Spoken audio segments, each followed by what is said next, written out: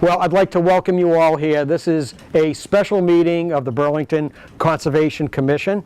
We have one item on the agenda, which is the Community Preservation Act, and I'm required to state that we'll be taking no votes tonight. There's nothing to vote on.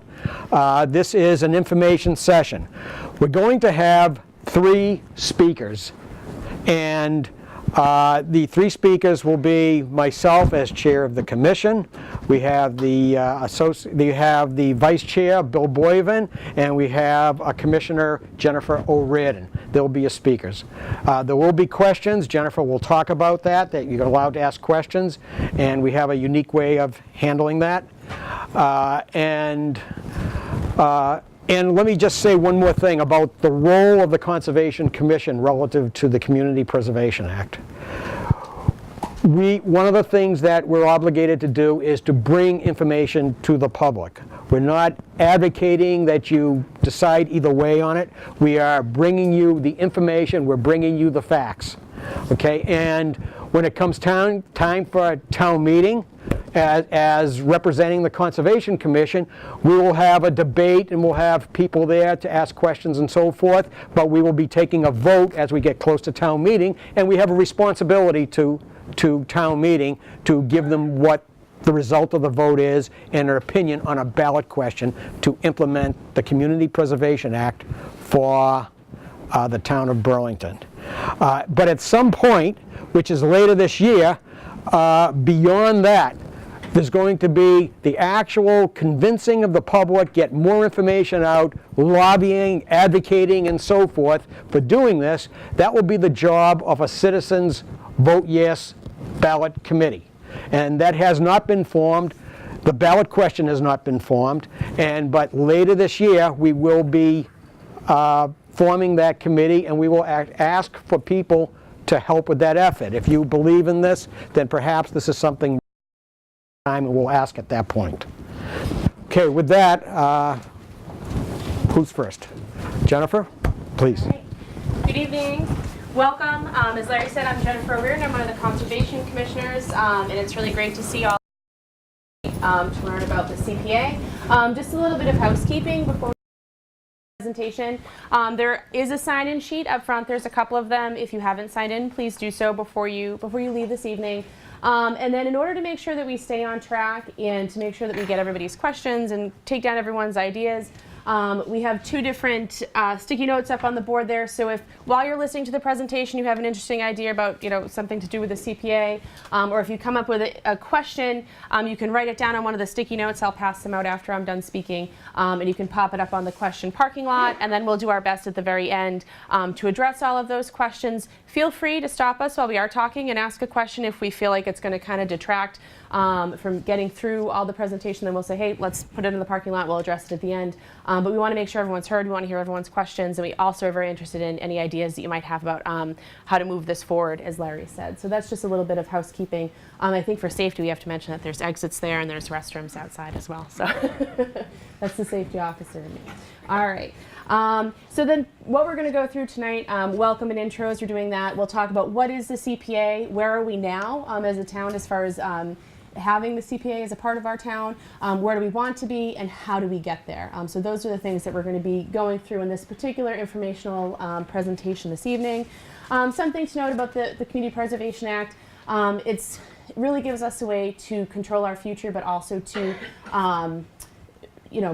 bring a lot of good things to town that are really great. So I hope that you guys will enjoy the presentation. And without further ado, I'll pass it back to Larry, who's going to talk about what is the CPA. Thank you. Okay. All right. So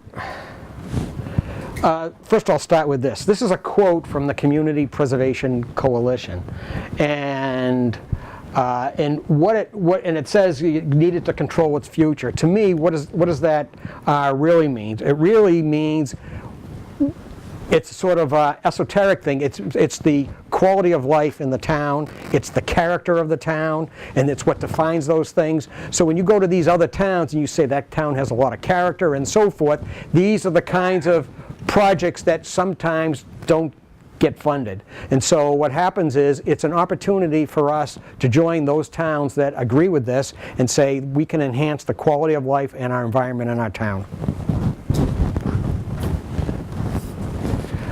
Okay, the CPA allows communities to create a local community preservation fund. We create a local community preservation fund, and it's for 4 specific things. It's for open space, recreation, affordable housing, and outdoor and historic preservation. And these are 4 components that often play as a second priority to some of the more important priorities when things come funding for a town. So that's what this addresses. Okay, now, community preservation monies, where do they come from? Well, they come from a surcharge on our real estate taxes collected. It can be anywhere from 1 to 3%, and it's a levy against real property, and the way you adopt it is it's usually goes through town meeting and eventually gets on a ballot.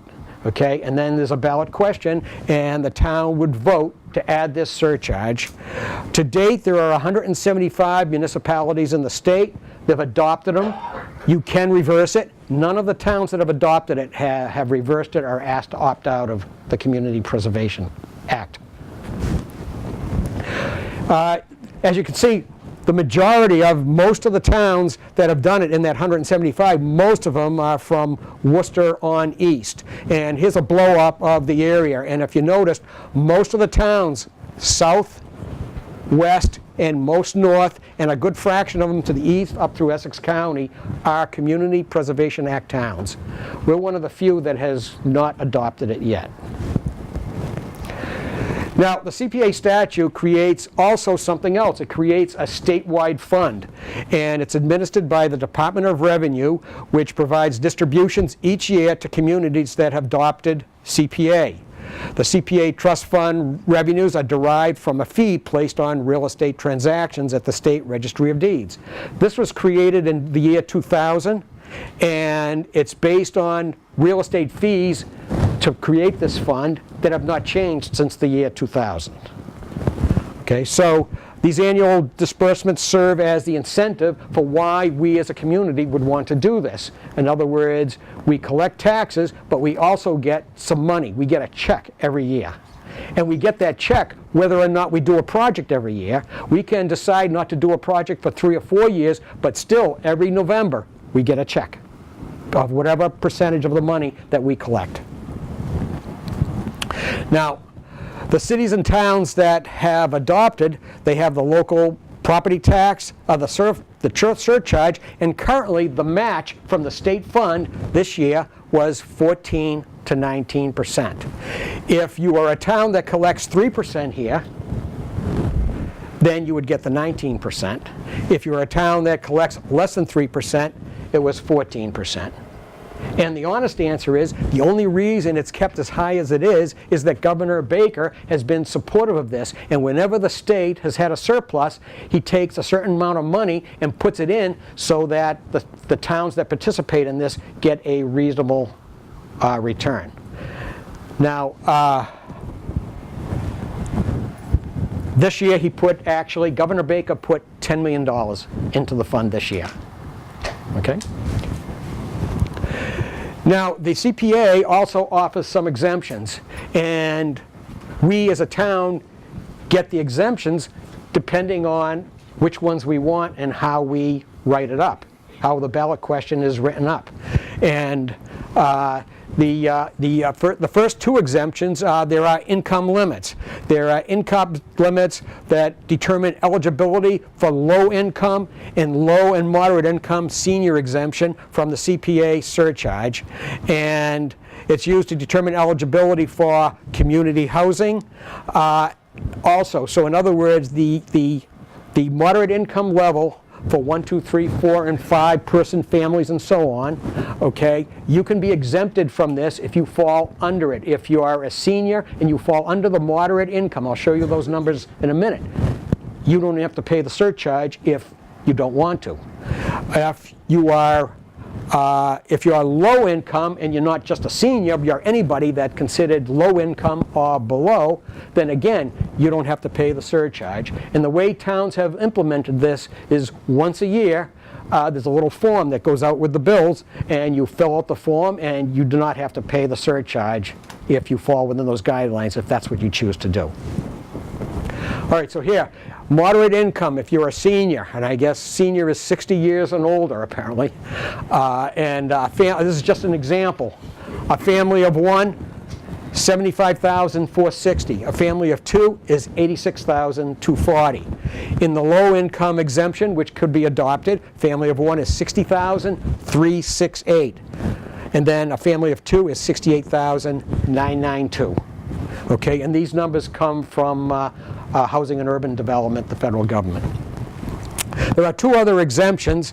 The first one is very popular. It's an exemption of the first $100,000 of taxable value automatically applied on the residential real estate bills. So what does that mean? That means if you are a person and you own a small piece of property, maybe a $400,000 piece of property, 25% of that valuation would not have a surcharge on it. In other words, it tries to be sensitive to those people who perhaps need it the most. There's also an exemption. It's not very common. People don't often do it. But if I suppose it's something worth considering in a town that has a big business community, the exemption of the first $100,000 of taxable value of Class 3 commercial and Class 4 industrial properties. And so some towns have done it. It's not as common to do, but it may be worthwhile for our town, for example. And all of these exemptions, the moderate income exemption, the low income exemption, and the exemption for residential real estate value and commercial real estate value. All of those are available that we can write into a bylaw question, a ballot question. Okay, there has been a problem with the percent match. It has been going down since it was implemented in the year 2000. If you were fortunate, like the town of Bedford, to get into it at that point, you got a 100% match, and they took advantage of that for many, many years. Unfortunately, we did not, and the amount of money coming in from the real estate transactions has not changed in about 20 years since this was enacted.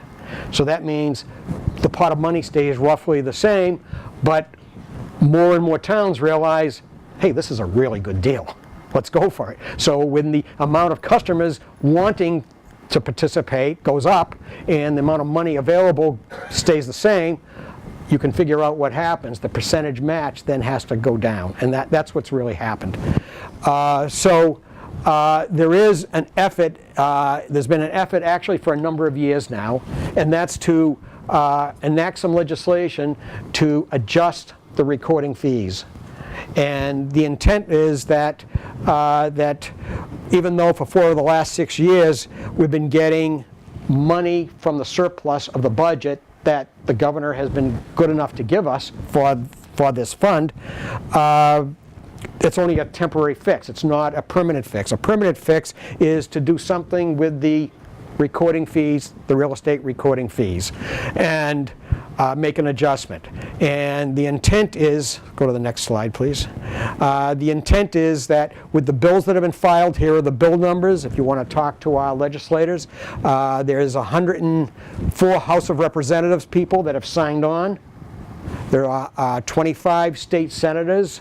Senator Sidney Freeman is a co-sponsor, has signed on to co-sponsor. Representative Ken Gordon has signed on to co-sponsor. And the legislation will provide for a 45% match. Now, I've heard some people say from the town, well, it may not be worth doing it if it's only going to, if it doesn't get through and it's only 15%. On the other hand, you know, I take my retirement funds and I'm looking for something where I can get 15%. Frankly, I'm delighted to get 15% return. So, I mean, I guess it depends on your point of view. And Governor Baker has actually said that if it reaches his desk, he will sign it, to his credit. Okay. All right. Now, further to how it works, if this passes, we would create a Community Preservation Committee, a CPC. And the CPC can consist of 5 to 9 people. The CPA law that created this says the 5 people, the first 5 are mandated. It's 1 from recreation, 1 from planning, 1 from conservation, 1 from the Historical Commission, and 1 from the Housing Commission. After that, there are 4 more optional seats. You do not have to fund them, okay? And they can be created by appointment of the town moderator. They can be created by the Board of Selectmen, or they can be created by the town administrator. It just depends on how in the ballot question you write it up. So what some towns do is that they, if they know that the priority for the next year or 2 is going to be historic preservation, they might hire an historic preservation consultant if they have their eye on some projects. Not hire, they would bring someone who has expertise, and appoint somebody to be like the 6th person, for example. So in other words, you have the ability to actually appoint people who have special expertise, depending on what the priorities of the community are, for example. Okay, so now what happens is the Community Preservation Committee would take applications from anywhere. It can be from citizens, it can be anywhere in the town, it could be from the business community, it could be wherever. And you fill out the application and we evaluate. And I should point out some people have one of the person number 6, 7, 8, or 9, they often do from the business community as well. I should point that out. You submit an application, and then what happens is you go through an evaluation of some sort, and you come up with a recommendation. But they don't decide that this is the project. You bring annually the recommended project or projects, plural, to town meeting. Essentially, this states that the committee says this is the priority for funding this year. Here's what we would like to do. Okay, town meeting then can debate it. If their priorities are different, they have the final approval. They can say, go back and come back to us at the next town meeting, okay, and we're looking for more in this area. So it's totally up to town. Town meeting has complete control over how the money is spent. We only make the recommendation. Okay. So now, just a little bit more about the logistics. The law requires us to take 10% of the money and put it into open space and recreation, like a restricted account. Requires us to take 10% of the money and put it into historic preservation, and 10% of the money and put it in a restricted fund for affordable housing. Then 65% of the money could be used for anything. You can put it on any emphasis you want. And then 5% is allotted to be used for administrative costs, which some towns don't use it. Okay, so you could be free to use it for anything. Now, of course, what is the typical strategy? The typical strategy is if you have a project, you want to use it and it fits into one of the restricted spaces, the 10%, you'd want to use that first because it leaves the other money available to be as flexible as you want, to do whatever you want with it.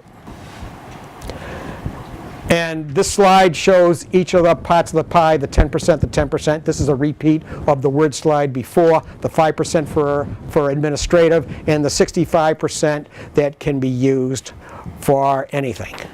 Okay.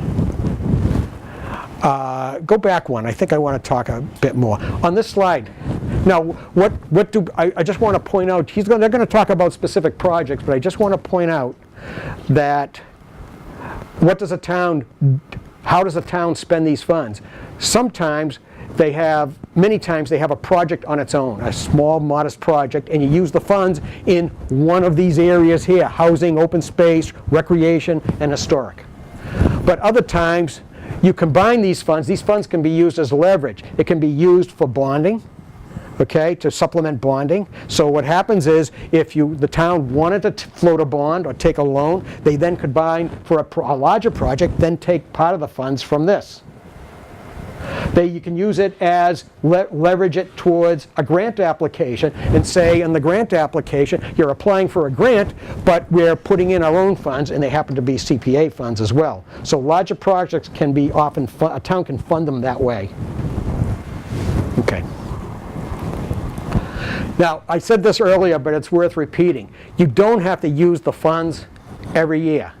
Okay, the town receives the funds whether or not the project has been proposed. When the books close on the state somewhere, or they figure out the results of the state budget and if there's any, how much money is in the trust fund and so forth, and if there's no legislative fix, then the governor decides if he can afford to put any money into it as well. Then they decide the state match, and then you actually just get sent a check. It's regardless of whether you spend the money. Okay, and you can accumulate the funds for much larger projects. I made that point. It's worth pointing out, property taxes are often used for certain priorities, and it's often used for the needs of safety, health, schools, roads, maintenance. There's a host of things that we spend our money on. And often, the kinds of things for historic preservation, the kinds of things for, not in this town necessarily, but for some recreation. Certainly for open space and certainly for affordable housing. Okay? Sometimes they're simply, you have to prioritize, and those areas don't always receive first priority. So this allows, until the Community Preservation Act was enacted, there was no steady funding source for preserving and improving a community's character and quality of life. What this does is it says we're going to take a step, take the funds, we're going to tax ourselves slightly, and we're going to put the money away for these types of projects that hopefully enhance the quality of life in our community. Okay. I'm up next. Okay. Supposed to be a lovely picture here to remind you. I don't know what happened to it. Okay, I'm going to talk more about what it is that we can do with the funds and where they've kind of been spent historically throughout the existence of the Community Preservation Act. As mentioned, 175 communities have adopted the CPA. That's 50% of the Commonwealth cities and towns have adopted it so far. There are more every year. 60% of the state population live in a CPA community. $2.1 billion has been raised to date for community preservation funding, and 10,900 projects have been approved by local legislative bodies. More than 5,700 affordable housing units have been created, with an additional 9,000 supported. You can get a hint of what that means in some later slides. Over 29,000 acres of open space have been preserved. Over 5,100 appropriations have been made for historic preservation projects. And over 2,200 outdoor recreation projects have been initiated in the CPA. One thing to keep in mind, the money that goes into the matching fund comes from every real estate transaction in the Commonwealth. Burlington has a lot of real estate transactions. We've been contributing to this fund since 20 years ago, and we haven't got a nickel out of it. All the money we're putting into that fund is going to other communities. So, there's something to, I think, help motivate the idea that we should be doing this because we've been contributing all along. So here's some just examples of things that perhaps the CPA could fund or could have funded in Burlington. We've got the house on 121 Lexington Street, Reverend Simon's house that is currently condemned, and there's people that are trying to save it, would like to save it. There was a talk about could we have moved it or something. If we had community preservation funds, that would be a perfect example of where it could go. The Stone Cottage on Middlesex Turnpike, that is a building that I know Historical is interested and would love to be able to protect. The single-room schoolhouse that we have in town, the town museum and the old burial ground, the Francis Wyman House. There's expenses to maintaining those things every year, or replacing a roof, or replacing windows, or that type of a thing. And you'll see many of those types of projects within the database of the CPA. Examples of open space conservation projects that could perhaps take place in Burlington. Constructing new trails on existing conservation areas. Invasive species management, any place you go now. You've got invasive species coming in. You've got the wild roses. You've got a number of different things. And it's really a challenge to tackle invasive species. The best way is to have a significant effort and spend some money. Provide adequate user parking at some of our conservation areas. Acquire new parcels of land adjacent to existing conservation areas. Develop a town-wide bicycle and pedestrian plan. There's a call to have better bicycle transportation in the town. Construct trail networks for walking, biking, and hiking. Construct amenities at open space and conservation areas. Some benches, some trail markings, some information kiosks, the type of thing you see at other communities in some of their open space areas. And develop wayfinding and information signage that could guide people between conservation and recreation areas by biking or walking. I'm able to go into the CPA database, and you can mine the data, and I'll show you how to get to it at the end of the talk. But if I just search on boardwalks, and this is some kind of things that come up. Medway, $10,000 for a trail and boardwalk design. Newton, $30,000 for a feasibility study for a possible boardwalk to connect the wetlands and a budding conservation area. $24,000 in Acton for a new universal access boardwalk, one that would be accessible. $50,000 in Wellesley for construction of a boardwalk and an observation area and educational signage at a vernal pool. That's a cool thing for education, for kids and everything else. What could we do in Burlington? Well, maybe we could construct a boardwalk with educational signage at the Vine Brook Aquifer after the well fields are shut down when the MRA transfer is completed. The plan now, voted by town meeting recently, was we are going to connect to MWRA. We're not going to rely on it completely in the beginning. We're going to continue with our current well field and the reservoir, but eventually we're no longer going to support the well field. As it slowly ages and doesn't become as productive, we're going to shut off the well field. So at that point, I'm hoping it would become a conservation area, probably the biggest one in town, and then we would love to have it be more open to the public. There's already a lovely bridge that goes out into the middle of it to access the wells. It's an award-winning bridge for design and architecture, and be able to make that open to the public and have walkways and signage and turn it into a real attraction. That's something the CPA funds could do. If you look for bike paths, $45,000 for a study for a portion of a bike path. $116,000 in Peabody for a feasibility study to expand the existing Independence Greenway bike path. Teesbury, $10,000 for survey and legal costs to acquire easements necessary to create a bike path. Burlington, what could we do? Well, we could certainly do a feasibility study on how could we connect to the Minuteman Bikeway Trail and extend that from where it currently is closest to us, which I think is Arlington, bring it down to 3rd Ave, maybe over to the landlocked forest, maybe have an overpass going over Route 3 that would allow pedestrians and bicycles. I mean, there's all kinds of things that you're not going to just put money out there to do it. First, you'd fund a feasibility study and find out what could be done. You look for walking trails in the database. $35,000 in Dennis for recreational use for walking trails and passive recreation for seniors and handicapped individuals. $175,000 in Plymouth to purchase purchase land for providing passive recreational walking trails. $27,000 in Randolph from the Conservation Commission to improve open area spaces around town for residents to enjoy. We'll develop a design for walking trails around the reservoir. We could certainly upgrade some of our walking trails around the reservoir and perhaps make them more accessible. And what could we do in Burlington? I know Larry has a dream plan of constructing a walking path along the entire length of Vine Brook, from Bedford all the way up to the district and Leahy Clinic, and one path connecting by the well field and following Vine Brook. There's already some conservation area and things that it could go through. That would be a goal, or something that we could get a feasibility study, come up with a design plan, and implement with years of spending from CPA. Here's some things that other communities have done for housing, for affordable housing. Arlington, any of these you could picture Burlington could do. $500,000 in Arlington to construct 9 affordable handicap units. $33,000 in Bedford for consulting services, 3 years in a row.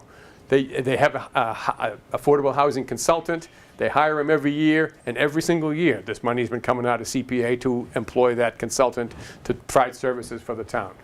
Bedford, $40,000 to assist families who are currently living in affordable housing with obtaining access to various life management skills. That one kind of surprised me, that this was applicable. for the learned skills, job training and educational programs, and job referrals. All of these have been approved and actually implemented in the Community Preservation Act. Lexington, $185,000 to purchase one unit of affordable housing. We just had a house that came up in Burlington down near Northeastern. There's a row of small houses along there, and one of them, those were designated through deed restrictions to be affordable housing, and one came up for sale, and Burlington was thinking about perhaps buying it or buying it, fixing it up and selling it and stuff like that. The CPA funds could have got involved in that. $685,000 in Chelmsford to create 115 units of affordable housing. $319,000 in Lexington. This shows you the importance of how you word your applications. We say, once town meeting approves these things for CPA, that's it. It was not the final passage. They also have to be reviewed by the I don't know if it's Community Preservation Coalition, but they have to make sure they meet the law of what is approvable under the law, and that anything we approve goes for a blessing from them. But this is the way it's worded. They actually replaced doors and porches on an affordable housing development, calling it preservation of affordable housing. It's important that it's worded. You're not just doing it to improve energy efficiency, you're preserving affordable housing. Same thing here, $200,000 to preserve community housing, specifically window replacement work at part of their Drake Village affordable housing complex. So we have a couple of affordable housing areas in Burlington that could enjoy some of these funds for that type of project. Historical preservation. Arlington, update historical resources. We could hire a consultant to come in and help us decide what it is in Burlington that should be recognized as historical.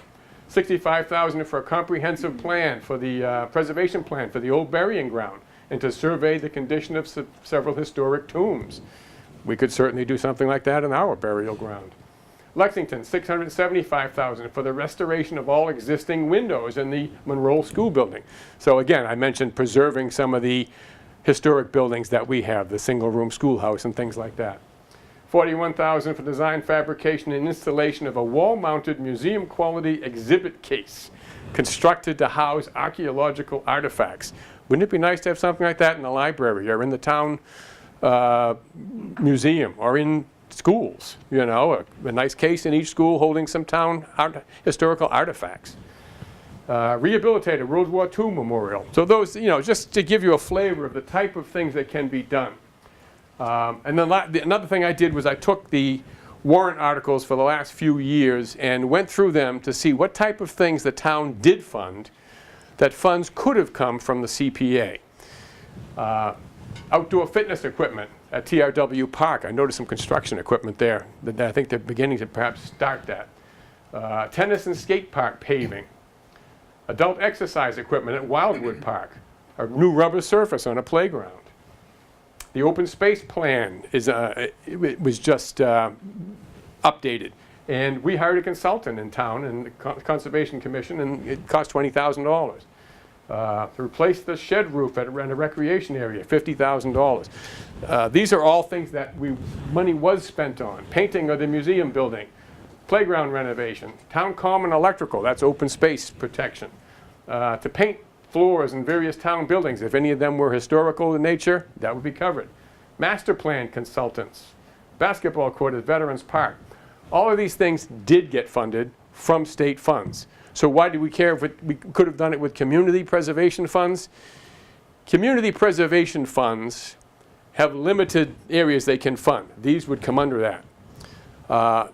Some things that community preservation specifically is prohibited from funding: sidewalks, sports turf. You can't put in athletic turf. You can put in a skating park. You can put in drainage for it. You can put in drainage for it, but you can't put in athletic turf.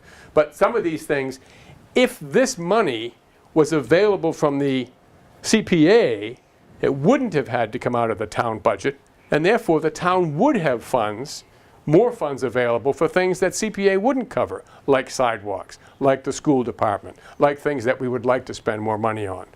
And it was pointed out before, a lot of the things that come under protection of the character of our community are the last things to get for town funds. Historical preservation is a real good example. You know, you've got to fund your fire and your police and your schools and your streets and stuff like that. And by the time you do all that, there's not much left for some of the things you would like to do. So that's where CPA comes in.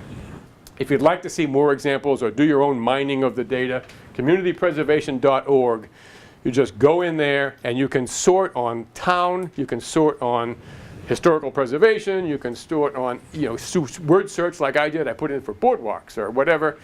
It's a real good idea to give you ideas of what kind of things you might want to propose if this were a fund source that became available.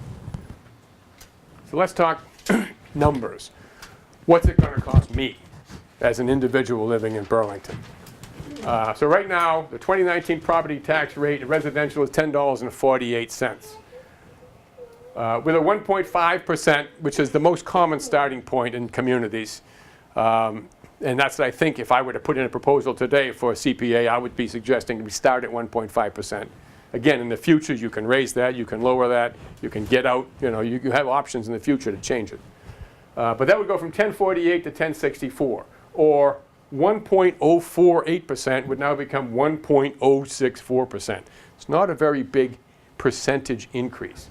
Commercial, 1698 is the current valuation assessment property tax rate, 1723. So it would go from 1.698% to 1.723%.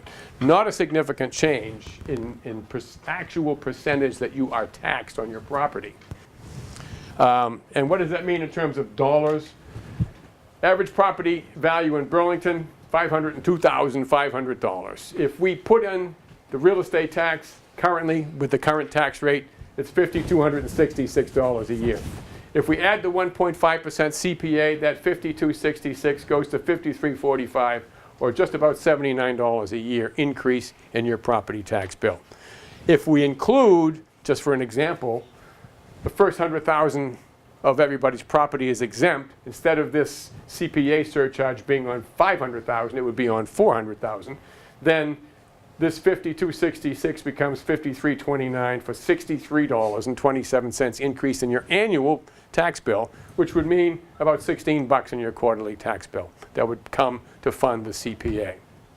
How many people in this room, I'm going to show of hands, how many people in this room have a 401k or a government thrift savings plan or even an IRA? How many people have something like that? Virtually everybody.